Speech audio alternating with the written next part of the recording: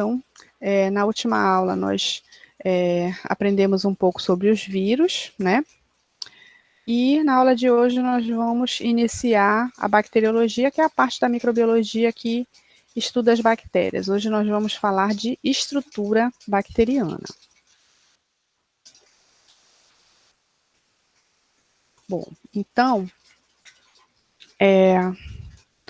como todos nós já sabemos, né, as bactérias fazem parte de um grupo muito específico de seres vivos que pertencem ao reino Monera. Nós lembramos, né, das nossas aulas do ensino fundamental e também do ensino médio, que o reino Monera são representados, né, por aqueles seres que não apresentam uma membrana nuclear.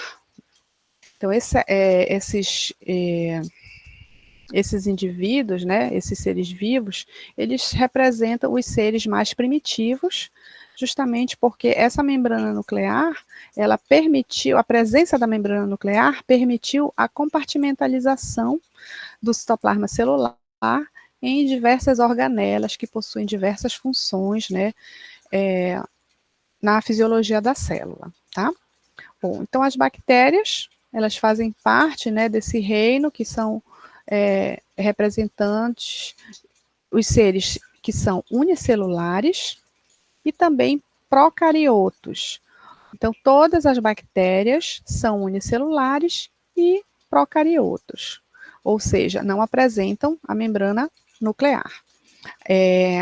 Nós já sabemos, né, que a denominação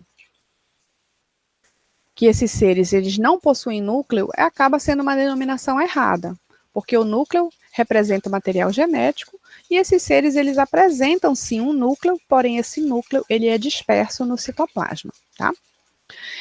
Esses seres eles podem viver isolados ou em colônias. Peraí que eu desativei aqui a apresentação de vocês. Alguém levantou a mão? Sim, pode falar. Licença, professora, boa noite. Desculpe incomodar logo no início. Na verdade, a situação, assim, eu sempre perguntei isso para todos os professores praticamente, porque, tipo assim, do ensino médio em si, os professores colocam muito a questão de núcleo desorganizado ou núcleo não individualizado. Aí, tipo assim, fica um pouco complicado, porque quando você olha o Cooper, o Albert, acho que até o Leninger também, eles falam que são seres sem núcleo. E aí, tipo, a gente fica nessa ideia de como repassar isso de repente para os alunos e como isso, de fato, é cobrado até nos próprios vestibulares ou exames de admissão, talvez em concurso, esse tipo de coisa. Exatamente, né? Infelizmente, assim como nos vírus, né, tem essa discussão se são seres vivos ou não, né, e no caso aqui, mas de um modo geral, né, o núcleo da célula procariótica, ele está presente, só que ele é ou desorganizado ou ele não é individualizado, né, mas a denominação correta mesmo é que eles possuem núcleo disperso no citoplasma, ou não individualizado ou desorganizado. Mais alguém quer falar alguma coisa? Não, porque assim, uma vez eu estava dando tipo uma aula, me convidaram para dar uma aula no ensino médio antes de uma prova, aí no IF mesmo. Aí me perguntaram, né, que eu estava falando sobre a questão dos seres vivos unicelulares e pluricelulares, e trouxe a questão aí das bactérias, se não me engano, questão do sem núcleo. Aí perguntaram no ensino médio, né, uma aluna perguntou se eles tinham núcleo ou não, por causa que não tinham envoltório. Aí na hora, eu disse que, tipo assim, já que tem material genético, eu disse que eles meio que tem núcleo, porém não está dispersado. Aí essa foi a resposta. Então, eu creio que teria isso, né? Tá certo, professora? Essa visão, é a denominação mais correta, né? Que as bactérias possuem núcleo, só que é um núcleo disperso no citoplasma, ou um núcleo que não é individualizado, ou que é desorganizado. Na realidade, o que as bactérias não possuem é o envoltório nuclear, ou a membrana nuclear, né? Ou a carioteca, como ainda antigamente utilizavam essa denominação, certo? Mas é questão de de gosto, né, na verdade. Mas, a meu ver, as bactérias, elas possuem sim um núcleo, só que esse núcleo, ele está disperso no citoplasma, ele não está individualizado, ele não está envolvido por uma cariomembrana, tá? Então, elas podem... Oi. Desculpa de atrapalhar de novo. É que eu queria perguntar se a senhora vai detalhar a divisão celular das bactérias, porque é muito comum a gente ver de forma detalhada só de eucarioto, né? Aquela parte de mitose, meiose, mas, assim, das bactérias eu não vejo. De que, assim, é uma coisa muito básica que geralmente os professores passam de divisão de bactérias. Mas é que realmente a divisão das bactérias, ela é muito simples, né? Justamente porque não existem, assim, aquelas organizações, né, aquelas etapas de organização, né? É só a duplicação do material genético e a citocinese. Agora, é claro, né, que a reprodução sexuada aí já tem um pouquinho mais de detalhes extras, que na realidade nem é um tipo de geração de novos descendentes, é mais para que ocorra a variabilidade genética.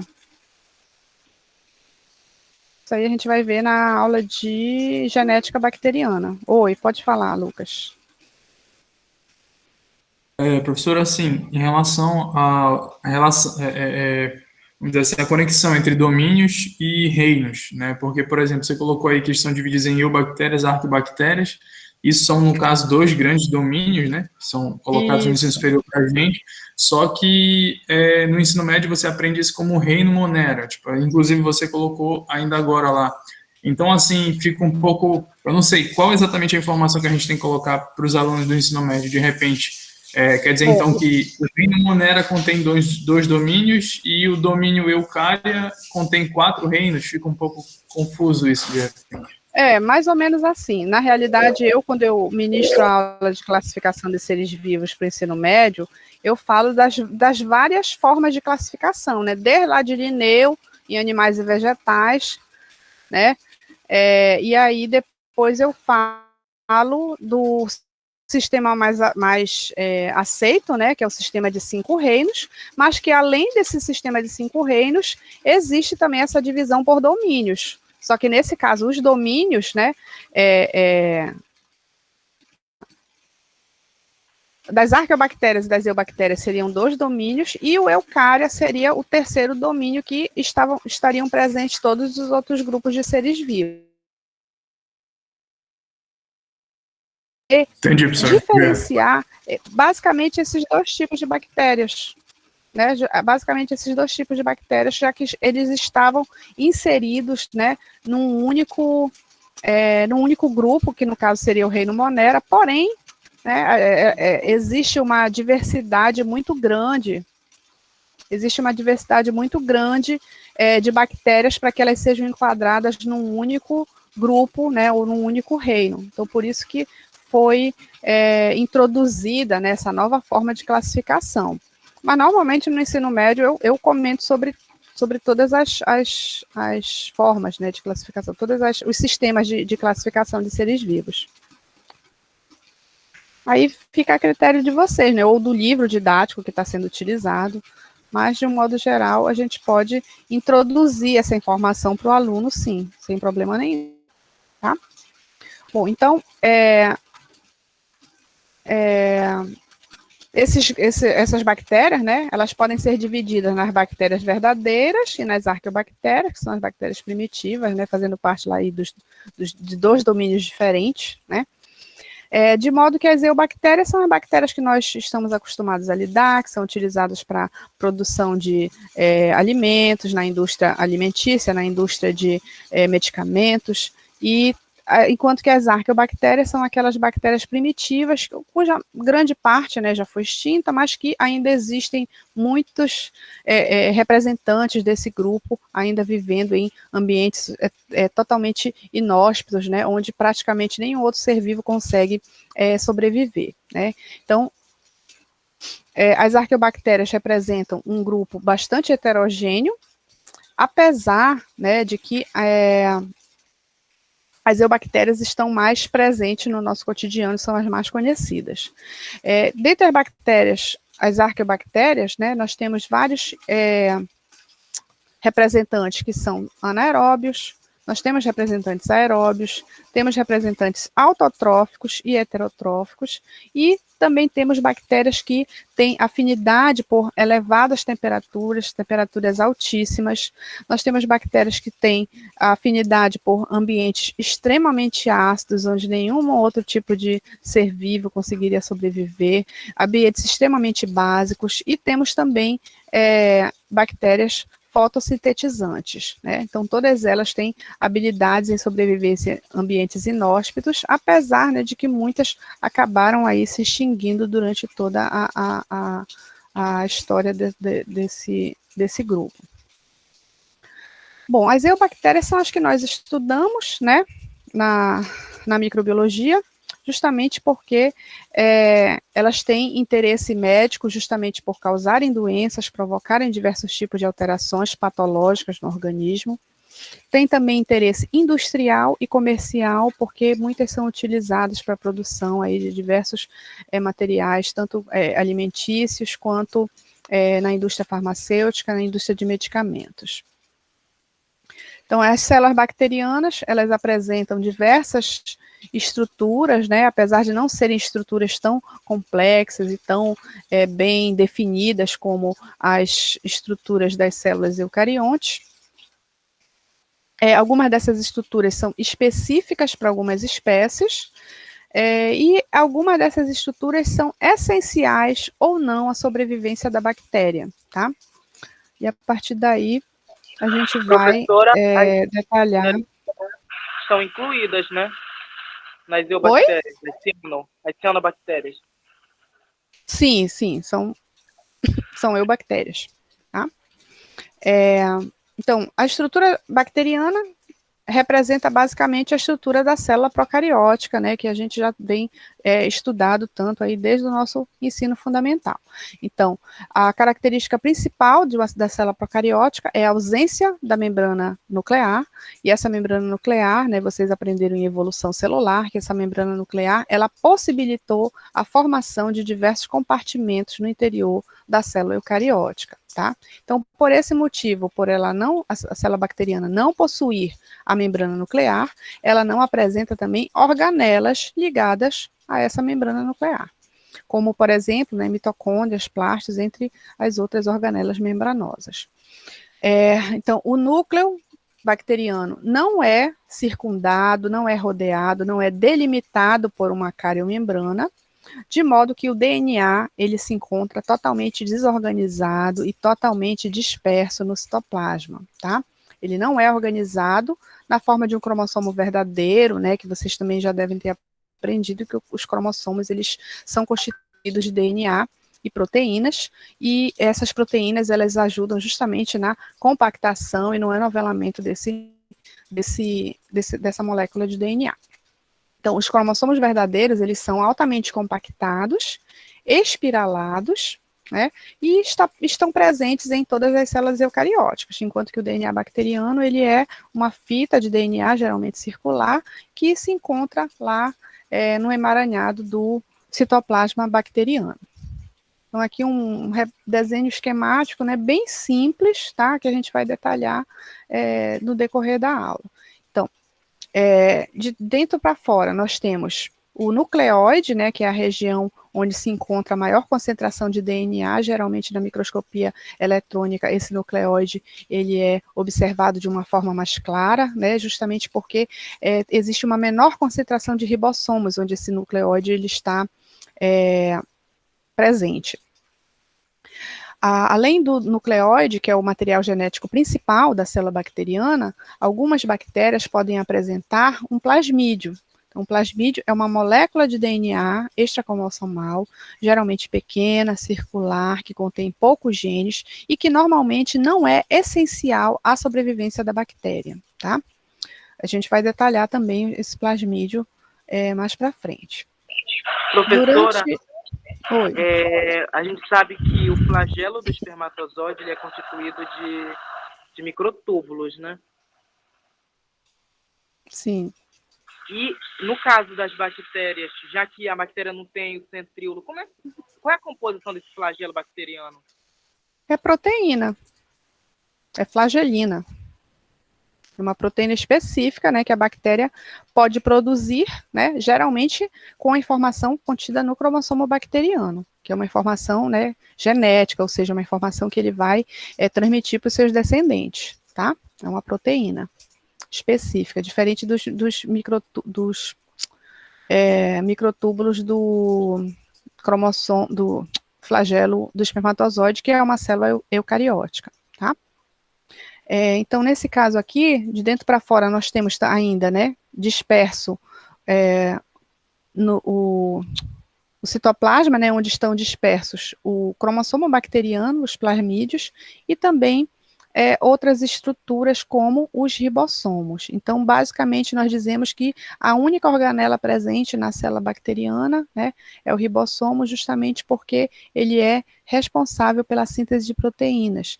E a região onde os ribossomos se encontram é mais na região periférica, justamente porque a região central, né, está ocupada pelo material genético. E aqui a gente observa na micrografia eletrônica o citoplasma bastante granuloso. Essa granulosidade citoplasmática da bactéria se dá justamente pela quantidade, né, bastante elevada de ribossomos no citoplasma das células procariontes. Existe também a membrana plasmática. A membrana plasmática tem basicamente, né, a mesma constituição química da membrana de todas as outras células, né, das eucariontes, inclusive, com algumas especificidades, né, que eu vou falar também durante a aula, tá? Algumas bactérias apresentam vacúolos, esses vacúolos podem ser de armazenamento. Oi, pode falar, Sara. Não, Sara não, Lucas.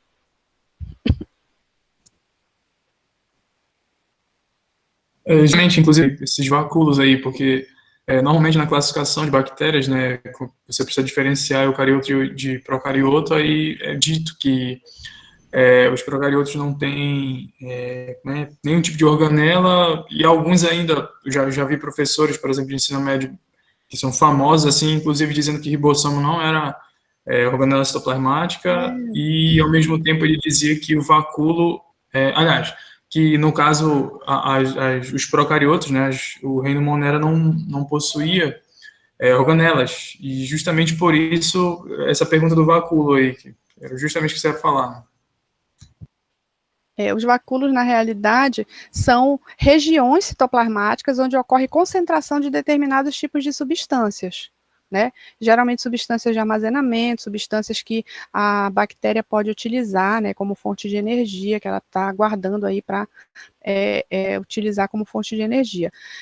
Quanto ao ribossomo ser organela ou não, aí vai depender, né? O ribossomo não é uma organela membranosa, mas é uma organela porque é responsável por uma função, né, dentro da fisiologia da célula, certo? O ribossomo ele é constituído de RNA ribossômico, né, ele não tem constituição membranosa, como todas as outras organelas apresentam. Então, aí, mais uma vez, né, é questão de denominação, né, tem gente que denomina como organela só aquilo que é derivado da membrana, assim como, né, os ribossomos, eles podem também ser considerados organelas porque eles realizam a função de realizar a síntese de proteínas.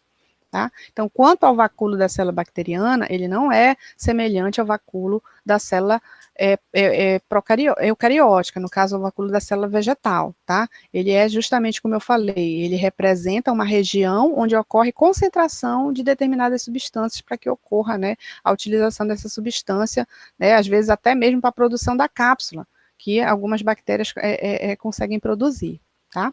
Então, a membrana plasmática da bactéria é uma membrana constituída também de fosfolipídios e glicoproteínas, como a membrana de todos os outros grupos celulares, porém, esses tipos de glicolipídios, esses tipos de fosfolipídios e glicoproteínas podem variar, né, de acordo com, inclusive, com a espécie da bactéria. Toda bactéria apresenta também a parede celular, tá? Cuja parede celular não é como a parede celular das células eucariontes, né? Já que a parede celular dos fungos, por exemplo, ela tem uma constituição química diferente, né, da parede celular das células vegetais. A parede celular dos fungos ela é quitinosa, a parede celular da célula vegetal é celulósica, e a parede celular das bactérias ela é constituída de peptidoglicanos, né, em maior ou menor quantidade, aí dependendo da quantidade, aí a gente vê a classificação também dessas bactérias. Algumas bactérias são capazes de produzir, através de informações contidas no seu DNA, são capazes de produzir uma cápsula polissacarídica. Então, essa cápsula, ela é produzida de dentro para fora, ou seja, ela produz o polissacarídeo, esse polissacarídeo ele vai sendo acumulado na região externa, né, externamente a membrana, a parede celular. E aí, essa bactéria, ela vai receber o quê? Ela vai receber uma proteção a mais, né, contra algo que tente destruí-la, né, como, sei lá, anticorpos ou até mesmo substâncias presentes no meio, tá? Não são todas as bactérias que são capsuladas, e geralmente essa cápsula, ela também confere uma maior dificuldade no tratamento, né, quando for uma bactéria patogênica. Um exemplo clássico, né, são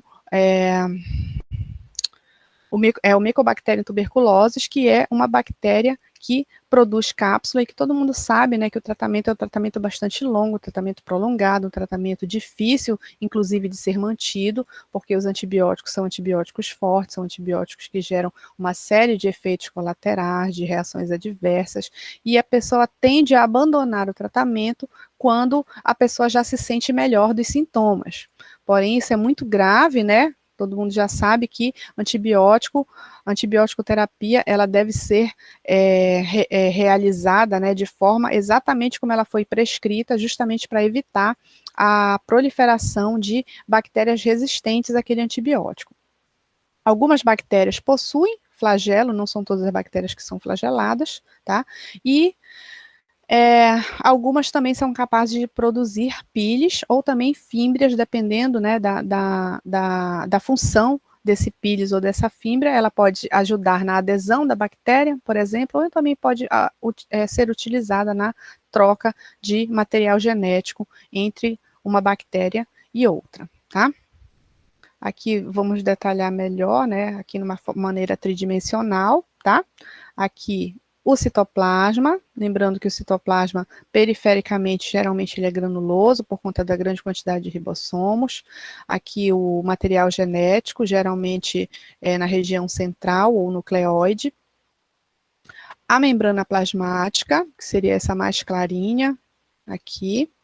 A parede celular, externamente a membrana plasmática, e nesse caso aqui nós temos uma bactéria capsulada e flagelada. Então, além da cápsula, existem aqui vários flagelos, né, que estão circundando toda a bactéria. Essa bactéria possui também pílis, né, alguns livros ainda chamam de pelos ou fímbrias, que podem servir para melhorar a adesão à célula hospedeira, ou então para realizar a troca de material genético através de uma ponte citoplasmática entre uma bactéria e outra adjacente. Que do mesmo jeito, as mesmas estruturas que nós temos aqui, só que aqui evidenciando melhor a região interna, né, como o cromossomo bacteriano, o plasmídio, inclusões ou vacúolos, né, como alguns livros também citam esse acúmulo de material nutritivo, tá? E aqui uma micrografia eletrônica, né, onde, como eu falei, na região mais central e mais clara, tem grande quantidade de material genético, o citoplasma bastante granuloso, devido à grande quantidade de ribossomos. E aqui não dá para a gente enxergar, né, mas tem a membrana plasmática e a parede celular bacteriana. Bom, então, detalhando cada um das estruturas, né, da bactéria, da estrutura bacteriana. Inicialmente, vamos falar dos flagelos. Como eu falei, flagelos estão presentes apenas em bactérias que possuem mobilidade, né, não são todas as bactérias que têm a capacidade de produzir flagelo, mas essa produção de flagelo, ela pode estar relacionada tanto ao cromossomo bacteriano quanto ao plasmídio, né? Então, se estiver relacionado no plasmídio, uma bactéria pode fornecer essa capacidade de produzir flagelo, né, para outra bactéria. Então, como nas células eucariontes, o flagelo ele tem a função de permitir a locomoção, a mobilidade da bactéria. Ele é constituído de uma proteína, né, chamada de flagelina, como a gente está observando aqui, né, a disposição, né, dessa proteína, tá? E nesse caso aqui, a inclusão onde esse flagelo, ele acaba saindo, né, da sua membrana plasmática, tá?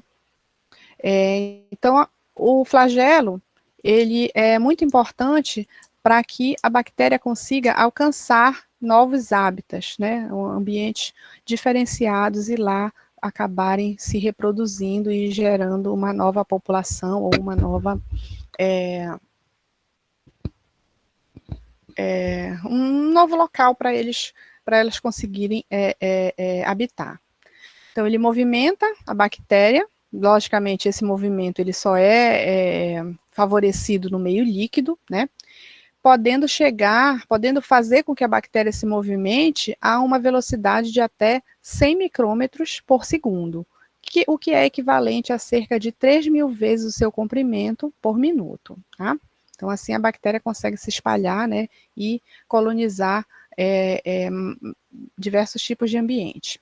A energia que a bactéria necessita para realizar o batimento flagelar vem da degradação de ligações energéticas de fosfato, né, que ocorre no citoplasma celular.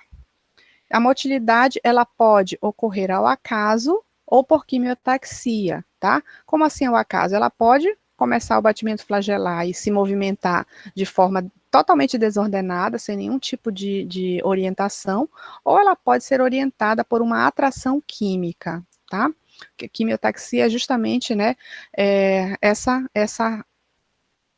capacidade, né, que certas substâncias têm de atrair determinados tipos celulares. Então, a bactéria ela também pode receber esse tipo de estímulo através de substâncias que estão localizadas em determinadas regiões, determinados locais, né, do meio.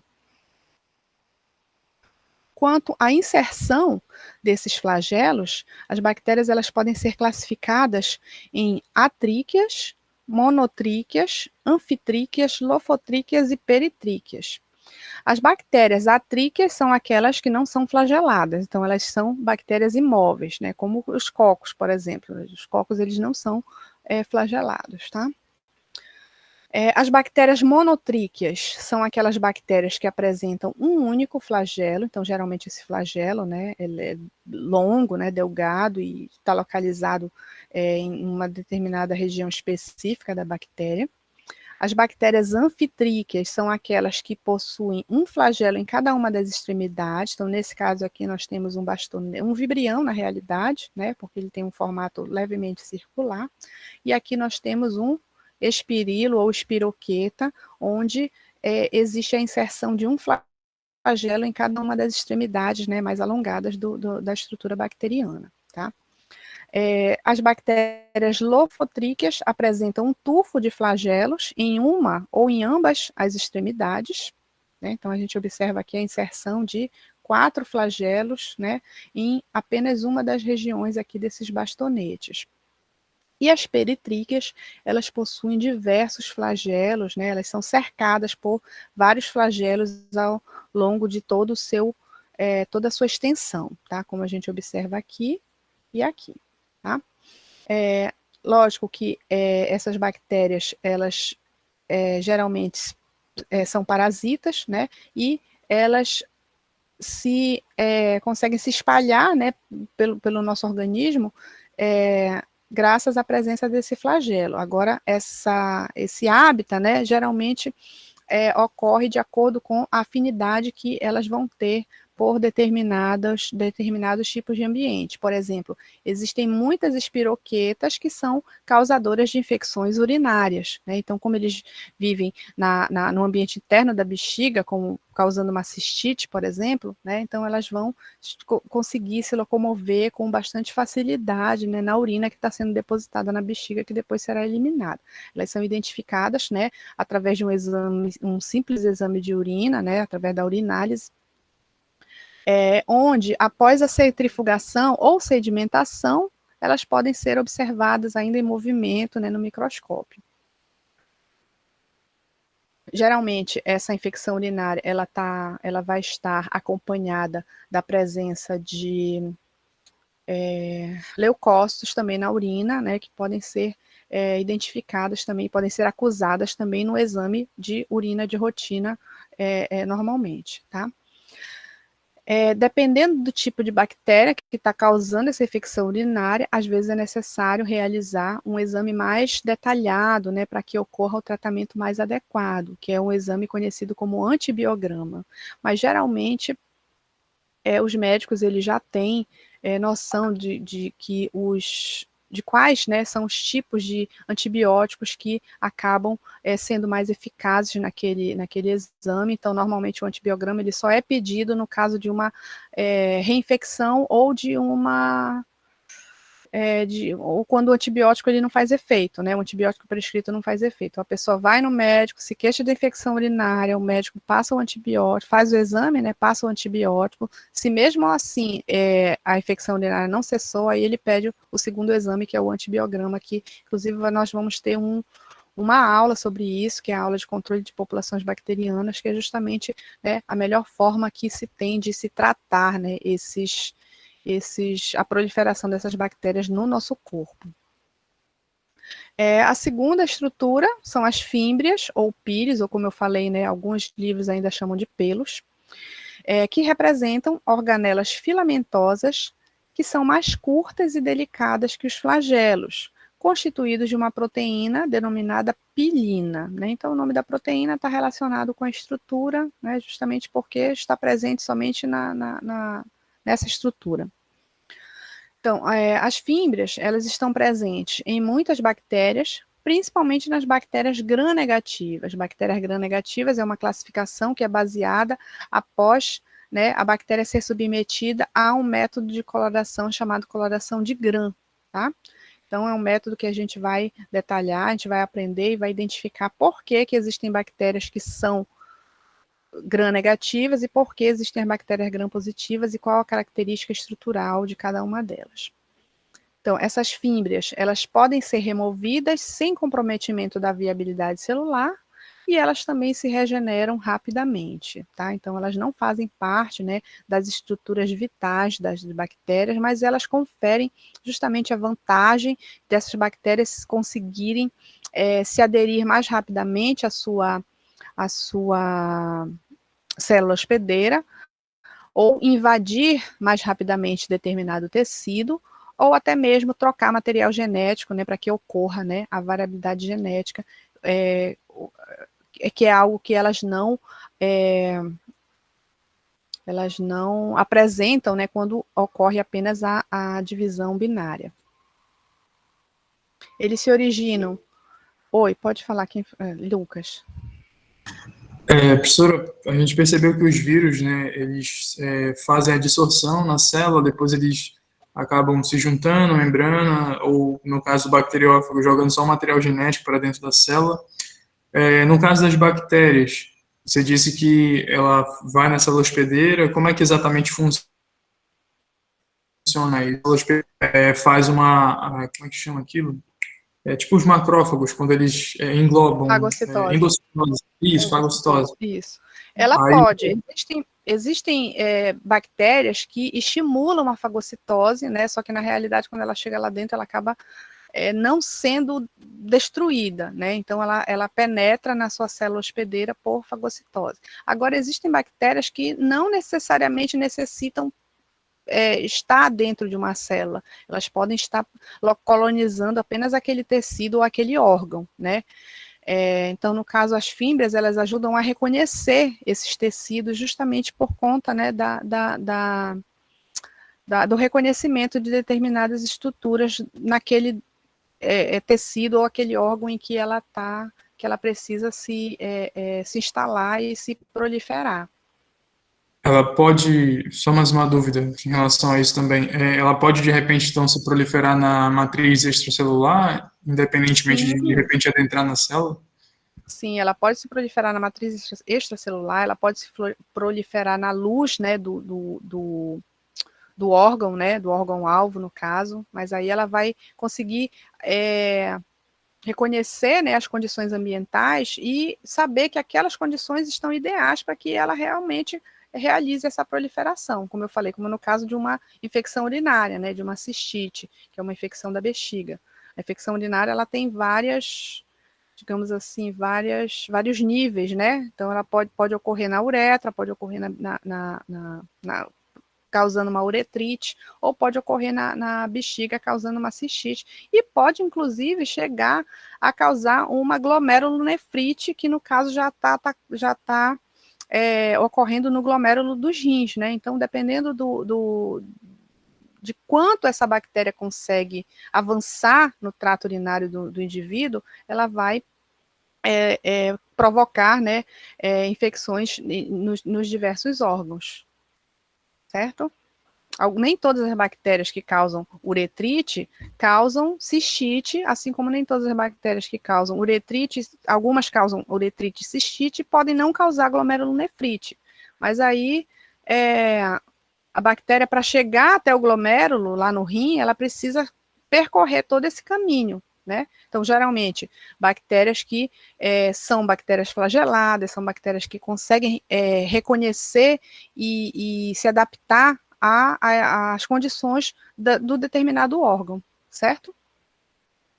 Tudo bem, professor. Obrigado. Então, essas fímbrias, né, elas se originam a partir de corpúsculos basais na membrana plasmática, né, localizados próximo aqui da região da membrana. A função está relacionada geralmente com a troca de material genético durante a conjugação bacteriana e com aderência às células das mucosas, né, porque as mucosas representam o tecido de revestimento, né, de diversos nossos órgãos que servem como porta de entrada, né, para esses micro-organismos. Então, na conjugação bacteriana, essa fímbria que realiza essa ponte citoplasmática para a troca de material genético é uma chamada de fímbria sexual. Então, nesse caso aqui, eu tenho uma bactéria, né, isso aqui é uma micrografia mesmo, só que no caso ela foi colorida, né, por computador, mas é uma micrografia onde eu tenho uma bactéria que está emitindo várias fímbrias, né, para quê? Para tentar chegar no citoplasma dessa outra bactéria que, olha só, ela não está emitindo nada. Por quê? Porque ela não tem informação genética para isso, tá? Então, nesse caso aqui, essa bactéria é capaz de produzir essa fímbria sexual, ela vai emitir essa fímbria para essa outra bactéria e vai ocorrer o quê? Uma solução de continuidade ou uma ponte citoplasmática entre as duas bactérias. Muito provavelmente essa bactéria aqui vai fornecer informação genética para essa outra, para que essa outra também possa produzir essas fímbrias, né? Então a gente sabe que a troca de material genético é importantíssima justamente para que ocorra, né, essa variabilidade genética e aumentar a capacidade de adaptação dessa bactéria a determinados tipos de ambientes, a mais tipos de ambientes, para que ela consiga colonizar mais tipos de ambientes. Bom, quanto à cápsula, a cápsula é uma camada bastante viscosa, né? E ela forma uma proteção extra da bactéria contra condições externas desfavoráveis, né? Justamente fornecendo, né, esse escudo protetor para que a bactéria ela seja menos atingida por qualquer tipo de injúria. Então, ela é formada a partir de polímeros orgânicos, que são produzidos intracelularmente e depositados extracelularmente. Tá? Ela pode ser evidenciada com um método muito simples de coloração, um método especial de coloração, que nós chamamos de nanquim. Nanquim, para quem não conhece, é a tinta que está dentro das nossas canetas, tá? Então, antigamente, né, existiam aquelas canetas tinteiro, em que a gente tinha que comprar, a gente não, né, que eu não cheguei, eu não sou tão velha assim, eu não cheguei a usar esse tipo de caneta, mas eu lembro que meu avô falava que tinha caneta tinteiro, e que ele tinha que comprar a tinta e colocar a tinta dentro da caneta. Essa tinta nada mais é do que a nanquim, que é mais ou menos a mesma tinta que a gente usa hoje, só que hoje as nossas canetas são praticamente descartáveis, né. Então, essa tinta nanquim, ela ainda é vendida em papelarias, né, e é a mesma tinta que a gente coloca na almofada de carimbo, que também hoje em dia nem almofada de carimbo já não fazem mais, né? Eles já fazem aqueles carimbos automáticos que já vem com a almofadinha lá, com a quantidade de tinta lá que já serve só para jogar fora e comprar outra almofadinha para repor. Oi, pode falar. Duas perguntas sobre esse nanquim aí, porque quando eu estava estudando molusco, alguma coisa assim, aí os polvos, parece que eles têm a chamada tinta de nanquim também, não sei se é o mesmo nome ou de repente uma coincidência, né, que pegaram e colocaram para o polvo. E uma situação também em relação a essa cápsula que você falou sobre uma camada viscosa, forma de proteção da bactéria contra condições externas. Então, da mesma forma que o vírus fica cristalizado como forma de resistência, as bactérias ficam como esporos. Então, essa cápsula que na verdade funciona como Não, na para formar realidade, o esporo, não. Na realidade, os esporos bacterianos são diferentes de esporos de fungos, por exemplo, né? Que os esporos de fungos, eles têm a função reprodutora e também a função de espalhar, né, os fungos pelo ambiente.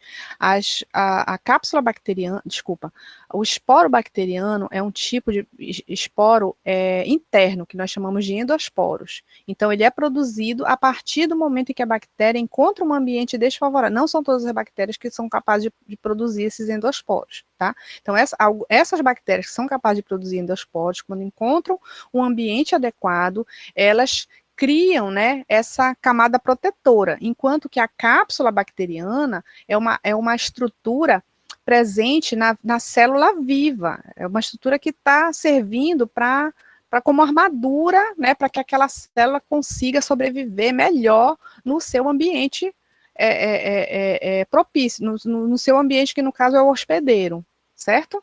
Então tem essa diferença, tá? E da mesma forma, o vírus, quando ele cristaliza, ele também fica na forma inativa, ele está, como dizem, né, ele não está, ele não é capaz de realizar nenhum tipo de, oh meu Deus, ele não é capaz de produzir nenhum tipo de alteração na célula infectada na forma cristalizada, né? Então, ele precisa realmente se descristalizar, ou seja, se tornar ativo para poder infectar a célula. Então, com a cápsula bacteriana, ela está presente na célula viva, na célula viável, na célula totalmente, né, com suas atividades fisiológicas totalmente preservadas. Enquanto que o endosporo, que é o esporo bacteriano, ele vai ser produzido a partir do momento em que essa bactéria, ela encontra um ambiente desfavorável e ela vai ficar ali latente, ela também está adormecida, quase como se fosse o vírus cristalizado, né? Ela também fica adormecida. Então, são estruturas diferentes, são condições diferentes, mas que, no fundo, tem quase que a mesma função, né? A diferença é que a cápsula, ela realmente faz parte da constituição fisiológica daquela bactéria. Então, a bactéria está viva, ela está atuante, ela está com sua atividade metabólica totalmente plena, né, na presença da cápsula, certo? Tá ótimo. Então, os esporos, eles só são na forma inativa, enquanto que a cápsula já é na bactéria ativa, fazendo seus metabolismo normal, né? Isso, exatamente. Tá ótimo. Em Obrigado. relação ao nanquim, o nome da tinta, eu não sei o que veio primeiro, né? Se foi o polvo ou se foi a tinta, mas eu acredito que tenha sido a tinta, porque a tinta ela realmente é algo bem antigo mesmo, desde os primórdios da escrita, né? Aquela caneta de pena, né? Quando as pessoas escreviam com penas, e eles utilizavam, sei lá, será que utilizavam essa tinta do polvo? Não sei, sinceramente eu não sei dizer, mas eu creio que devido à coloração, né, bastante escura e bem, semelhante, eles podem ter utilizado a mesma denominação. Uma vez eu fui tentar preparar um prato, né, com polvo, e aí eu não sabia que tinha que tirar a tal da bolsa da tinta, e aí a comida ficou horrível, ficou preta. Mas enfim. E aqui no caso a gente observa, né, a deposição do material, né, desses polímeros orgânicos externamente, de modo que aqui nós temos uma célula mais jovem, porque tem pouca deposição, né, e aqui nós temos uma célula mais antiga, mais velha, né, porque essa deposição ela já fica, né, bastante evidente. E aqui o exemplo de uma coloração de nanquim, onde nós temos aqui bactérias, né, agrupadas aos pares, olha só, quando elas se dividem, elas permanecem nesse plano de divisão aos pares, e ao redor da bactéria, essa camada polissacarídica, ela impede que a tinta consiga, né, impregnar nessa cápsula bacteriana. E aí a gente observa, né, essa cápsula bem evidente numa microscopia óptica simples, né? Inclusive lá no nosso microscópio do laboratório a gente conseguiria observar mais ou menos essa estrutura aqui que a gente está vendo no slide. Então a cápsula, ela está altamente relacionada com a virulência da bactéria. O que é a virulência? É o poder de infecciosidade, o poder de destruição que qualquer micro-organismo tem, né? Apesar do nome, né, virulência, a gente lembrar somente dos vírus, não, mas todos os micro-organismos patogênicos, eles têm essa capacidade de provocar, né, essas alterações fisiológicas que vão gerar o aparecimento de sintomas ou de uma determinada doença. Então, a cápsula, ela está relacionada com a virulência da bactéria. Então, geralmente, bactérias capsuladas são mais virulentas ou são mais agressivas, mais perigosas e mais difíceis também de serem tratadas do que bactérias não capsuladas. A cápsula, como ela protege, né, todas as estruturas proteicas de fosfolipídios e glicoproteínas da membrana plasmática e também da parede celular da bactéria, ela confere resistência à fagocitose. Ela também confere resistência à desidratação, então essa bactéria capsulada, ela é mais resistente, né, se ela estiver num ambiente que não é tão hidratado, tão úmido, né, tão molhado. E ela serve também como reserva de material nutritivo. Então, se em algum momento essa bactéria, por um curto período de tempo, ficar num ambiente totalmente seco, totalmente sem nutrientes, ela vai conseguir consumir a sua própria cápsula, né, para que ela tenha mais tempo de sobreviver até encontrar, né, esse ambiente adequado. Então, numa mesma espécie, existem amostras que são capsuladas, logicamente são mais virulentas que as não capsuladas. Oi, pode perguntar. No caso dos animais, é glicogênio, dos vegetais é amido, do fungo é glicogênio também. No caso das bactérias, qual seria essa forma de reserva de material nutritivo? No caso, são mucopolissacarídeos. Essa cápsula ela é constituída de mucopolissacarídeos, ou seja, são glicídios, né, ligados a partículas proteicas. Certo? Eu acho, professor, que ele estava falando da reserva de material genético. Eu falei genético? Não, eu estou falando de reserva de material, reserva de energia.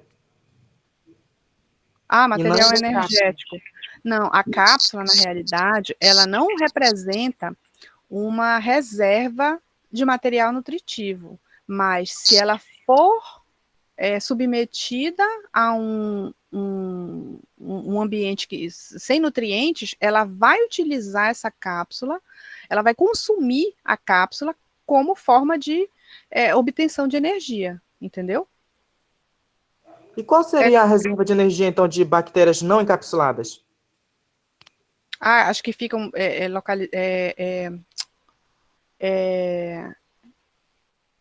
acumuladas nos vacúolos ou nas inclusões. Aí depende da espécie da bactéria. Pode ser carboidrato, né? Geralmente é carboidrato mesmo. Eu não lembro exatamente qual é o nome do carboidrato, mas são glicídios que ficam armazenados, certo? Bom, então a parede celular, a próxima estrutura. Então, a parede celular, ela representa a estrutura que fica externamente à membrana plasmática, que vai justamente fornecer a forma da bactéria. Então, a forma da bactéria, se ela vai ser um bastonete, se ela vai ser um vibrião, se ela vai ser um coco, ou se ela vai ser uma espiroqueta, vai ser justamente devido à estrutura que essa parede celular, ela vai se apresentar, né, durante a formação da bactéria. Então, ela representa a estrutura rígida, que recobre a membrana citoplasmática e confere a forma às bactérias. Ela é constituída por ácido diaminopimérico, ácido murâmico, ácido teicoico, além de aminoácidos, carboidratos e lipídios. Então, ela é uma estrutura, né, bastante diversificada. Então, constituída basicamente de peptídeo-glicanos, também chamado de mucopeptídeo, né, ou mureína, vai formar a estrutura rígida da parede. A função da parede celular, né, além de proteção, também ajuda na regulação osmótica, e também serve como suporte de antígenos somáticos bacterianos. Então, olha só, a parede celular bacteriana também é uma forma de proteção e ela auxilia na regulação osmótica, por quê? Porque qualquer célula que não apresenta essa proteção externa da parede celular, quando ela é colocada no meio hipotônico, tá? No meio hipertônico, desculpa, ela vai acabar sendo, né, sofrendo lise osmótica, justamente pela entrada de água, né, em excesso, o que não acontece, por exemplo, numa célula vegetal ou na própria bactéria, porque a parede celular, ela vai servir como um impedimento, né, para que a célula absorva uma grande quantidade de água no meio hipotônico, tá? E ela também é muito importante no reconhecimento da bactéria pelo nosso sistema imunológico. Por quê? Porque geralmente nessa parede celular que estão localizados os antígenos bacterianos. Então, antígenos, né, vocês ainda vão aprender que antígeno representa qualquer estrutura, substância ou qualquer parte, né, de um micro-organismo ou de algum componente, né, de algum outro material que é capaz de estimular uma reação imunológica, tá? Então, o antígeno, ele estimula justamente o quê? Uma reação imunológica para que ocorra a produção de um anticorpo. Por isso que a nossa reação imunológica mais eficiente, né, ela é chamada de reação antígeno-anticorpo, certo? Então, esse antígeno... O vacúolo, ele também tem essa função de regulação de água que entra na bactéria? No caso das bactérias que vivem em águas salgadas, né? Ele pode ter essa função também, tá? Mas geralmente é um vacúolo específico. Geralmente os vacúolos são concentrações para manter esse material nutritivo, tá? Então, as bactérias gram-positivas e gram-negativas, elas se diferenciam justamente pela constituição dessa parede celular, tá? Elas são classificadas de acordo com as diferenças na composição e na estrutura da parede celular. Então, as bactérias gram-positivas, elas recebem esse nome porque a técnica de coloração de gram, ela utiliza 2 corantes, né? O corante gram, que é o corante de cor roxa, que é a violeta de genciana, e o corante vermelho, que é a fucsina fenicada, tá? Então, nesse caso aqui, o que acontece? O corante gram, ele fica retido no interior da bactéria. Então, por esse motivo, essa bactéria é chamada de gram positiva, porque ela é corada pelo corante gram, tá? A bactéria gram-negativa, ela não consegue reter esse corante, então esse corante ele é lavado durante uma das etapas do processo de coloração, e aí ela retém o último corante, que é o diferenciador. Esse corante é a fucsina fenicada, que tem a coloração vermelha, rosa, mais ou menos, né? Então, as bactérias gram-positivas, elas se apresentam em coloração roxa ou violeta, e as bactérias gram-negativas se apresentam em coloração rosa ou vermelha, tá?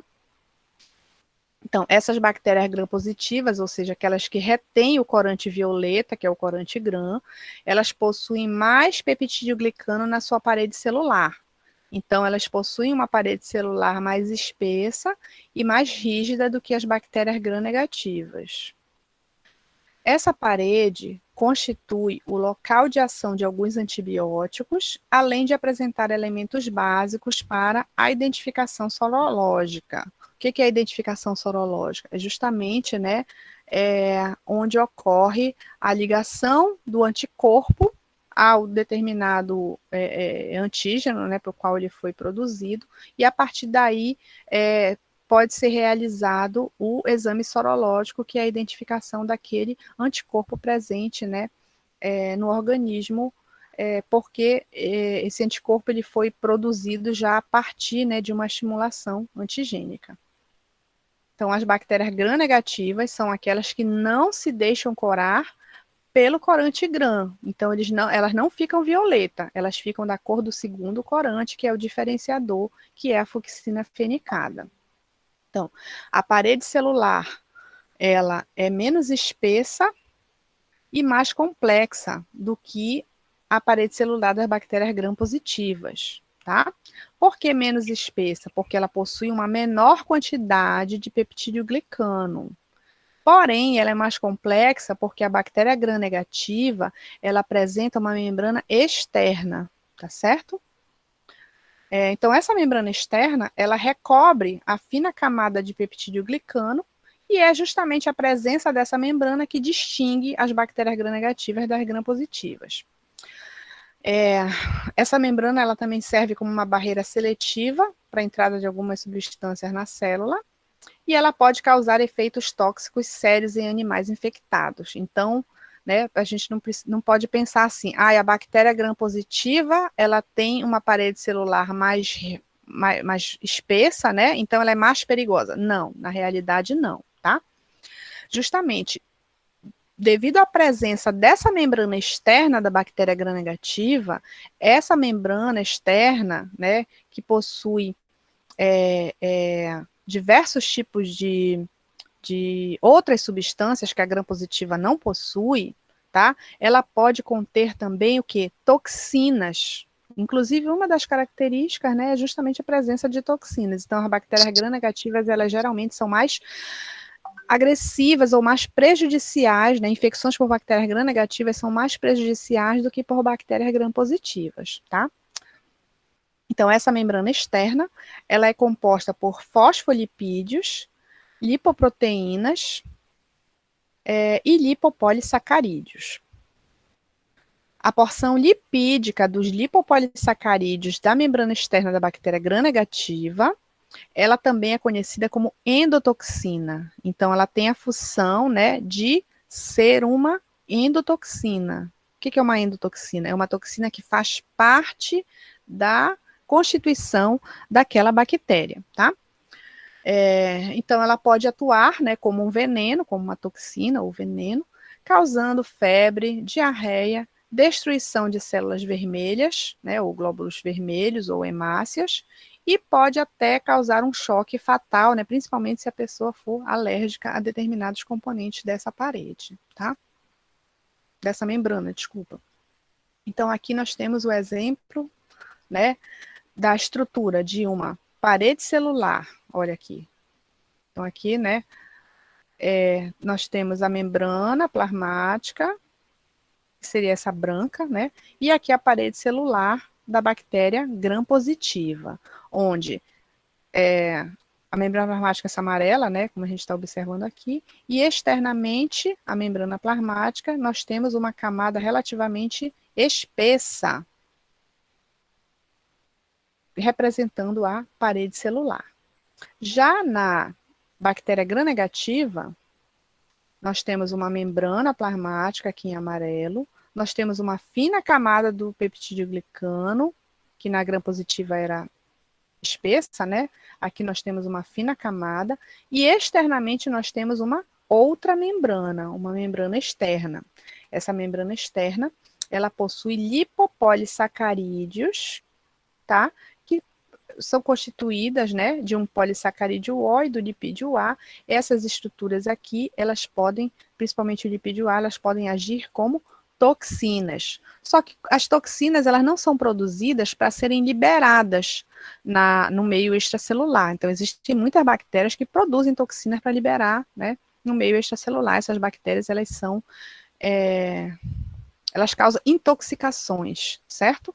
Mas nesse caso aqui, como essa toxina, ela faz parte da constituição da bactéria, ela é chamada de endotoxina. Isso não quer dizer que ela é mais agressiva ou menos agressiva, mas que essa endotoxina, mesmo que essa bactéria não seja destruída, né, essa endotoxina, ela ainda pode provocar, né, determinados efeitos no seu hospedeiro, tá? Aqui só para ilustrar, né, em relação à diferença das camadas, a bactéria gram-positiva tem a membrana e o peptídeo glicano, algumas podem possuir cápsula.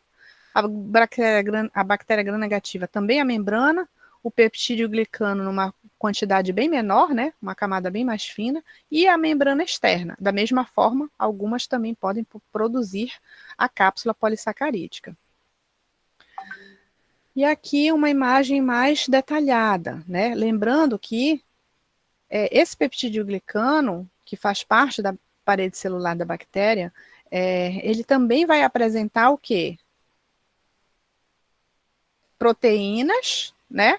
E ácidos que são originários lá da membrana plasmática, ácidos lipoteicoicos, né? Que servem como o quê? Como antígenos, suporte para antígenos bacterianos. Então, esses antígenos aqui, eles podem ainda ser reconhecidos por anticorpos, né, para gerar a destruição dessa bactéria. Desculpa.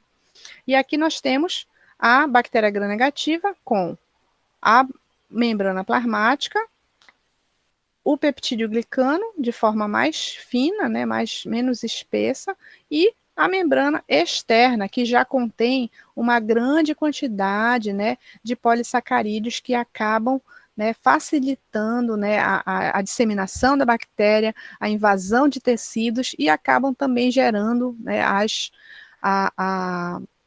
os efeitos tóxicos das endotoxinas também, tá? Certo? Então,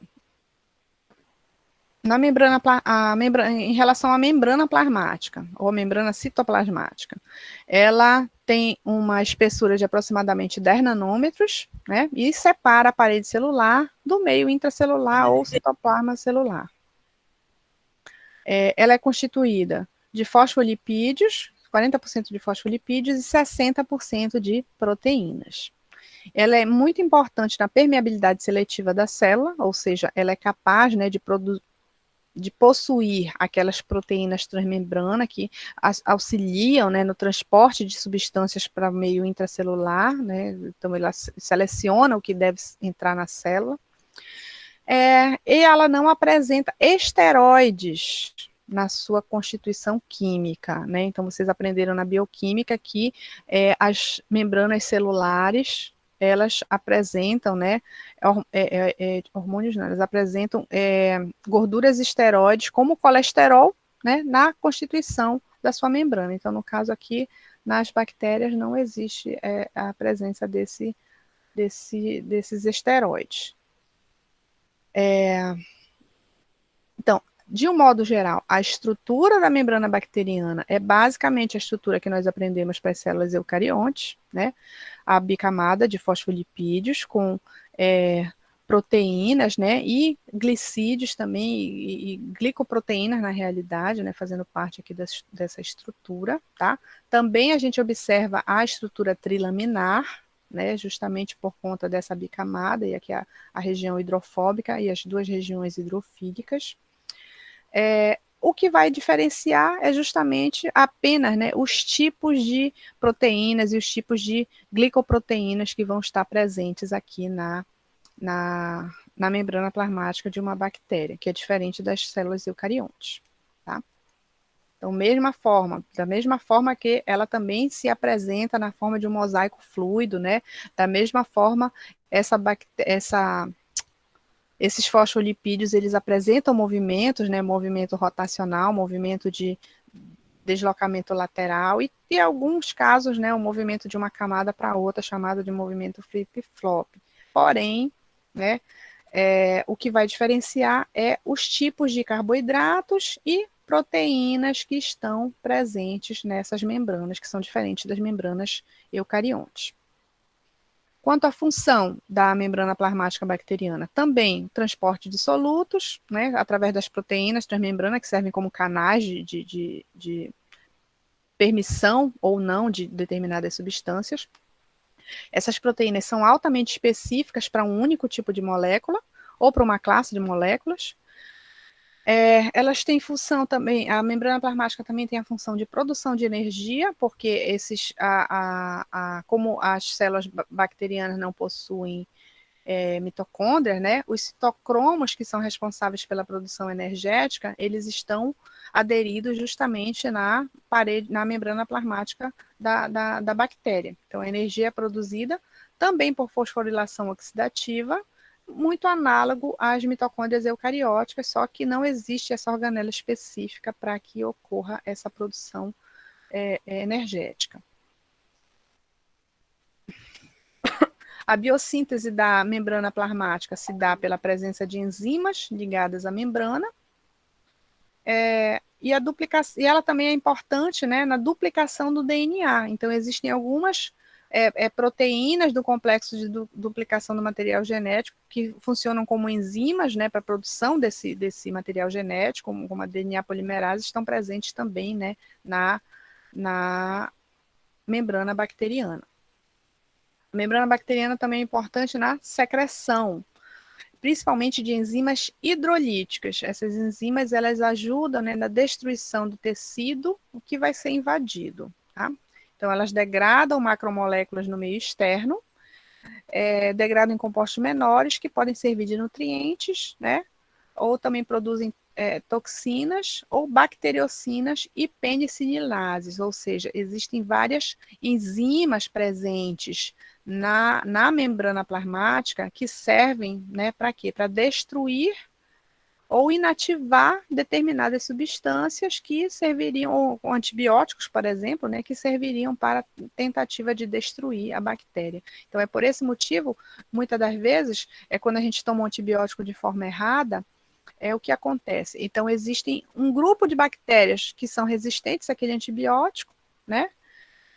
E devido a você não ter tomado o antibiótico no horário certo, aquela bactéria acaba se proliferando e ela vai repassar essa informação para as outras bactérias. Por quê? Porque as outras bactérias acabaram também se proliferando devido à ausência, né, do antibiótico, tá? Então, por isso que é muito importante. Essas enzimas, elas podem ser transmitidas, né, através de plasmídios que podem ser compartilhados entre bactérias de diferentes linhagens.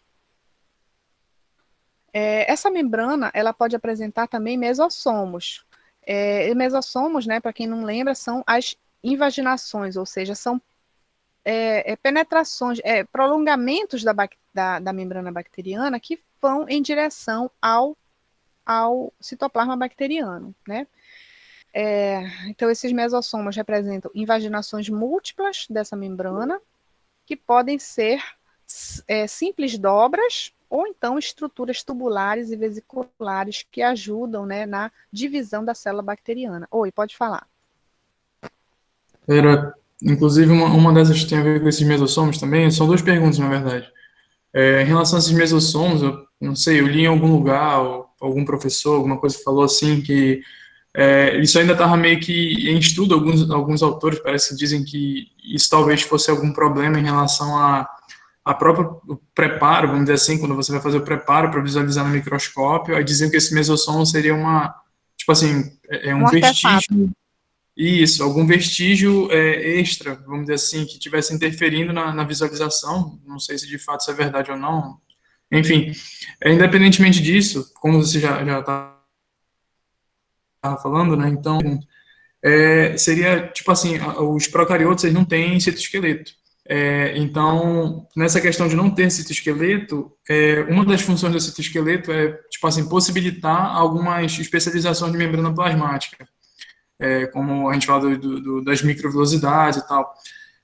E, assim, essas bactérias, então, no caso, elas fazem algum tipo de especialização de membrana, ou isso está restrito para os outros tipos celulares? Não, basicamente, a única especialização da membrana plasmática da bactéria, né, são os mesossomos, que estão relacionados principalmente, né, à duplicação do material genético.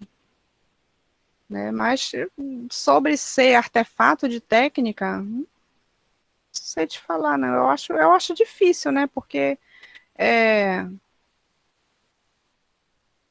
eles podem, na realidade, eles podem estar presentes somente no processo antes, né, da divisão celular, né, e de repente alguns podem realmente ser artefatos de técnica, mas que eles estão relacionados com a divisão celular, né, isso aí a gente já está basicamente estabelecido, né? Mas realmente pode acontecer durante a preparação, né? Geralmente de microscopia eletrônica, né? Ocorrer esses artefatos. Por isso que às vezes eles são mais numerosos, às vezes são menos numerosos, né? Devido à fase do ciclo celular ou então ao aparecimento dessa modificação durante a técnica da visualização.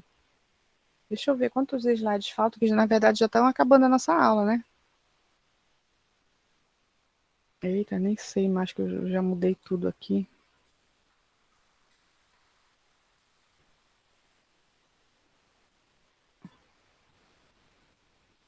Vou ver se já está acabando. Já está acabando. Será que dá tempo da gente finalizar? Ou o professor já está chamando? É o Rocha, né? Falta quantos slides, professor, ainda? Faltam uns 4 slides. Bora ver. Então, olha só. Então, eles estão localizados próximo à membrana, né? Ou então, alguns podem estar mais profundos. Então, justamente, essa dobra, né, ela vai poder, né, chegar mais profundamente no citoplasma celular. Esses mesossomos, eles podem ser centrais, quando eles estão ligados ao material nuclear, e as células estão envolvidas na replicação do DNA e na divisão celular. E os periféricos, eles penetram um pouco no citoplasma, estão envolvidos na secreção de certas enzimas, tá? Alguns autores atribuem a eles algum papel na respiração bacteriana, mas, no caso, em relação à produção energética, né? Mas apesar de que isso não está comprovado, porque os citocromos eles estão distribuídos ao longo de toda a membrana da bactéria.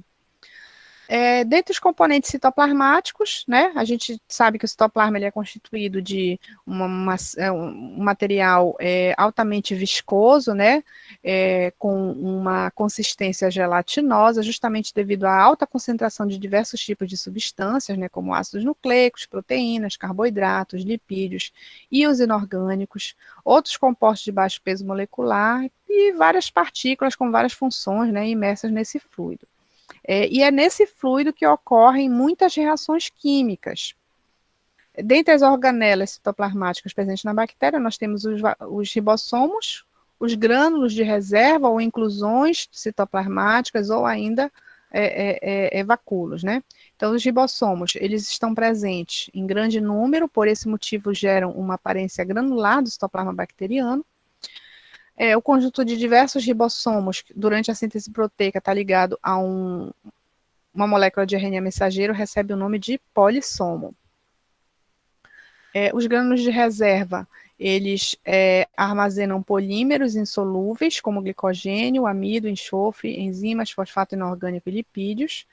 E os vacúolos gasosos, que são aqueles encontrados, né, nas bactérias que vivem na água salgada, né, em mares ou em lagos, estão relacionados com a regulação da pressão osmótica e da pressão hidrostática, né, em relação ao seu ambiente.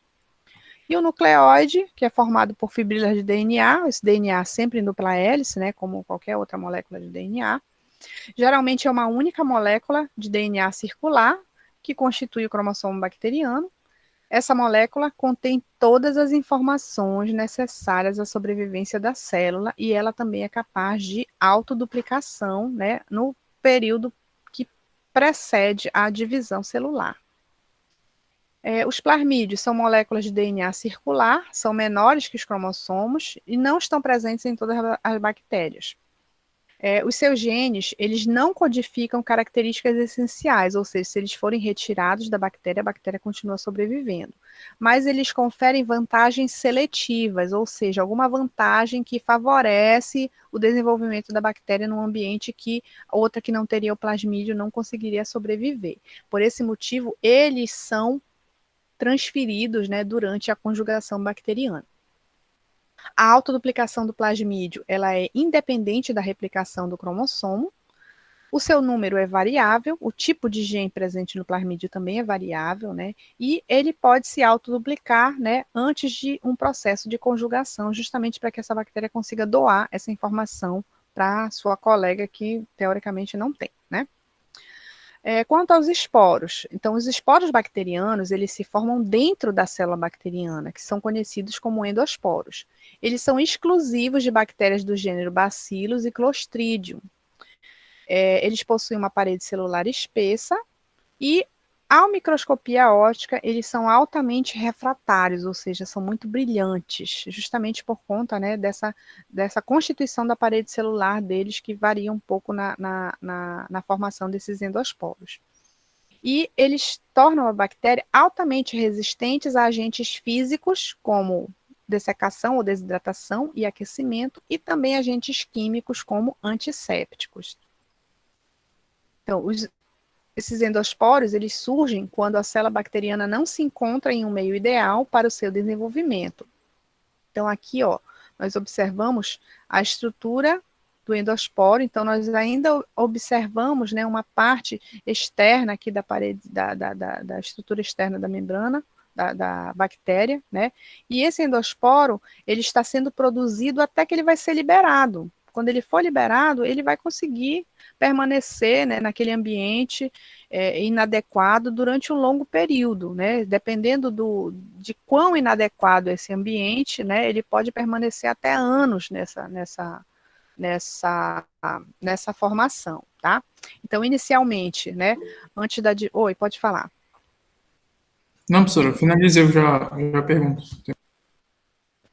Tá, pensei que era para eu acabar a aula. Mas também, Não, né, são não, 8h02. não é isso, na verdade era porque eu esperava você perguntar.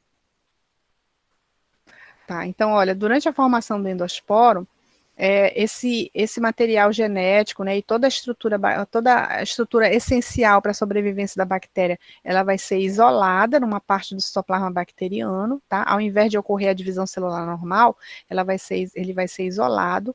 Essa membrana dupla aqui, que é uma membrana exclusiva, né, do endosporo, ela vai ser produzida, né, uma camada de peptídeo glicano, que é formado entre as duas membranas, até que quando ocorre a morte da bactéria, por conta de que o ambiente não é um ambiente adequado, né, esse endosporo ele é liberado para o meio, e aí ele vai conseguir sobreviver, né, dependendo, como eu falei, dependendo de quão inóspito é esse ambiente, ela pode sobreviver por alguns dias, alguns meses, ou também pode sobreviver por anos, tá? E aqui a fotografia, né, de como ocorre. Então, aqui nós temos uma bactéria viável ainda, né? Aqui ela está sofrendo já os efeitos do ambiente que não é um ambiente adequado, já está ocorrendo a formação do endosporo, a dupla membrana com peptídeo glicano entre as duas membranas, né? E aqui a célula bacteriana, olha, já está praticamente entrando em morte, né, celular, e o endosporo aqui formado, né, vai estar presente lá no ambiente, geralmente no alimento, né, um alimento que esses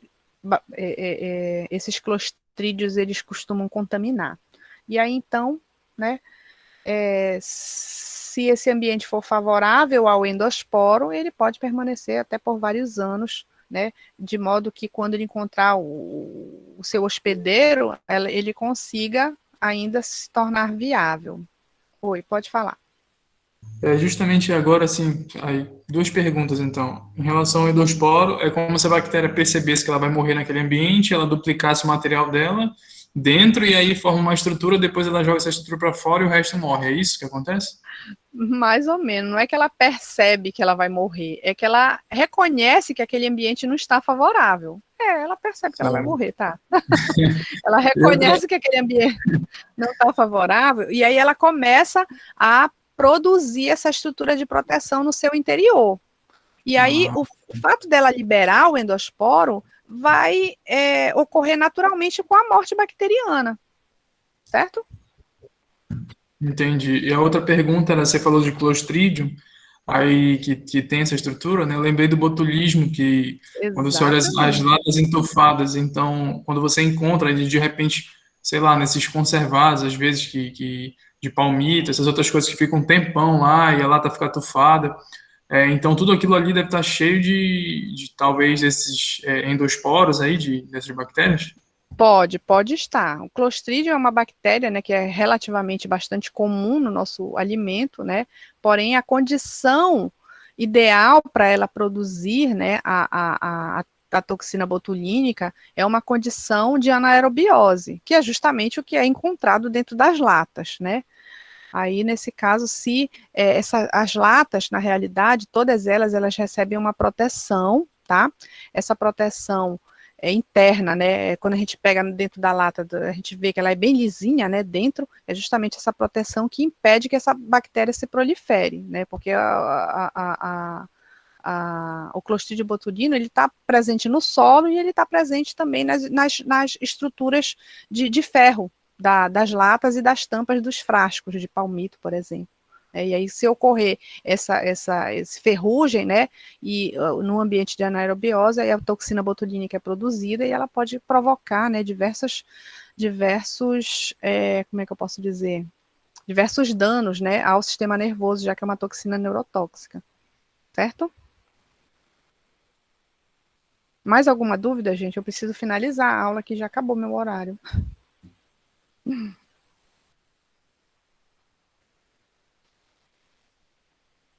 Posso finalizar? Vou interromper aqui a gravação, aí a gente fica conversando.